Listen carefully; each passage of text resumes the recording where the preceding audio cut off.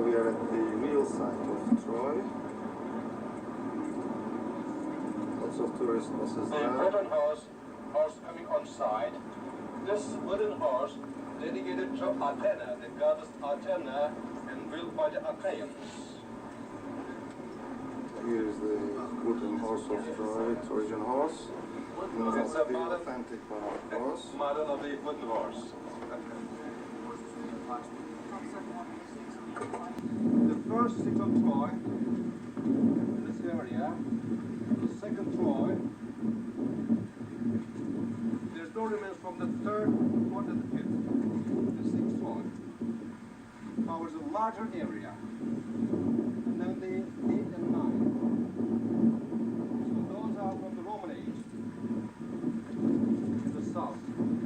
So we begin from here, which is the sixth Troy.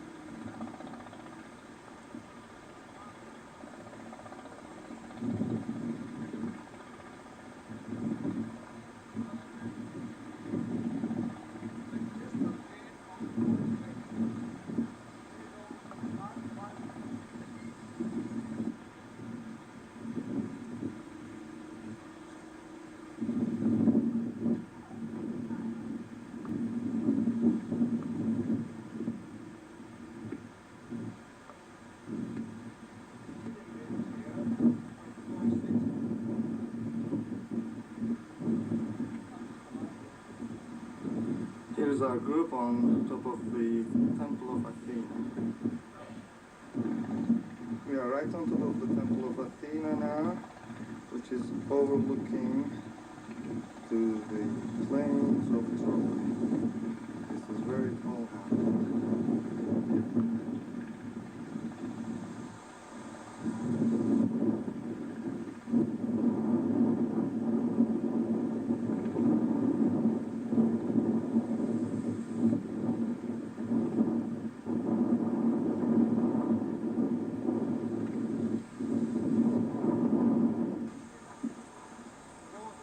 Now an old stone with some writings on it. It's all Greek to me. I don't understand what it is. It's one of the stones in Troy. Now, in a few seconds we'll be looking at the walls of Troy. The oldest remains of Troy right here, dating 2,500 years BC.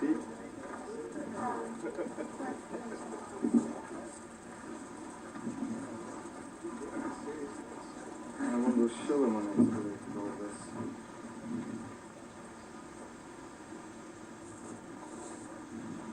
Here we go, the walls of Troy.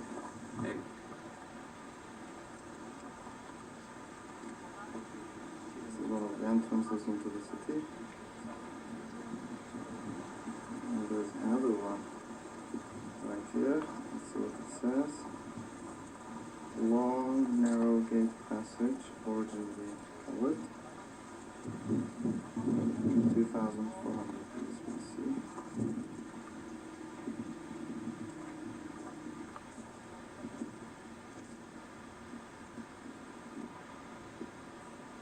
This is one of the walls of Troy, at least it was at one time. You don't see much now.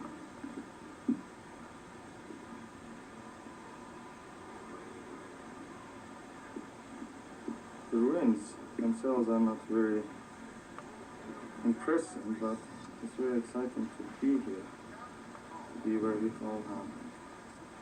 Let's see what's down there.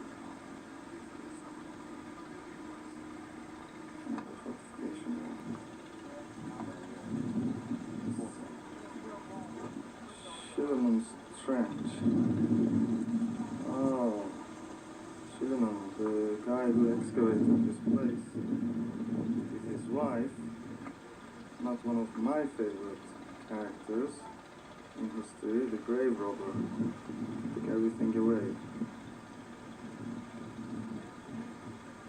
He must have excavated this place first then.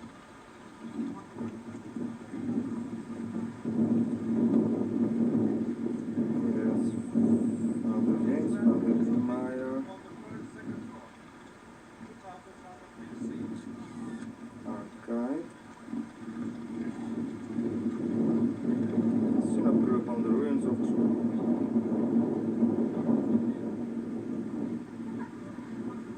Jeff Beals, Frank.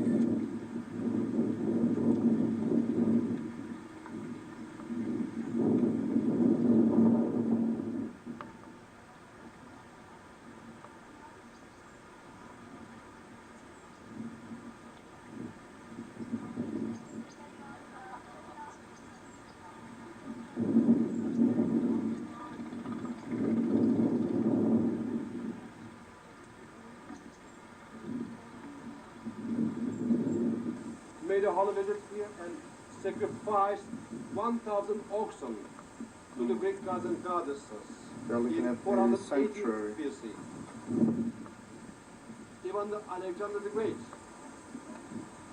while going to Granicus, visited here and sacrificed many bulls and helped to restore the temple of Athena.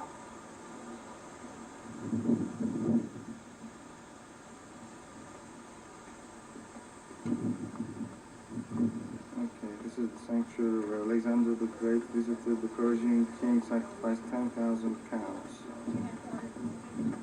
Must have been before Alexander got here. 180.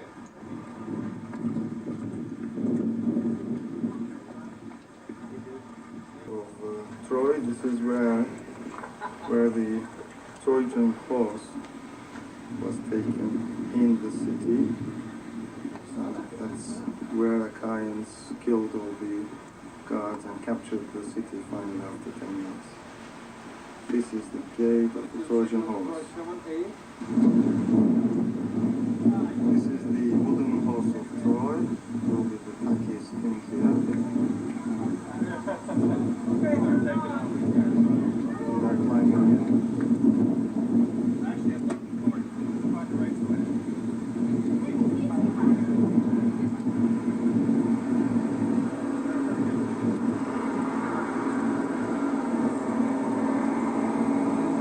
And I'm driving from Troy to Pergamon. We should be in Pergamon shortly. This is our first view of the Aegean Sea. We hit the Aegean Sea a few minutes ago. The island of Lesbos is somewhere across there. It's a Greek island.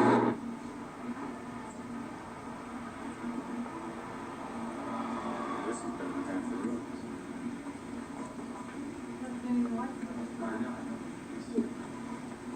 Just gain some respect for the top of their scene. How they're made. Yep.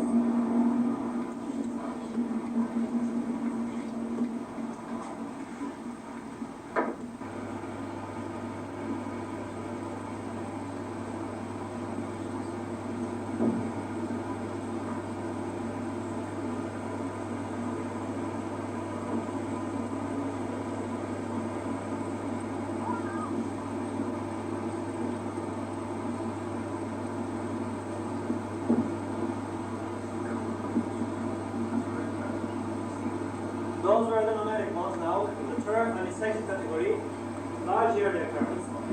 This one from western part of Anatolia, from a city called Smyrna. Smyrna is the ancient name of Israel, but those occurrences are known as world famous Smyrna occurrence. Who was the book of Revelation was written by? Or was it also the Apocalypse? Which? St. John. Now, what I'd like to do, based upon the information that St. John write down to tell the churches what the Lord himself had to say to them.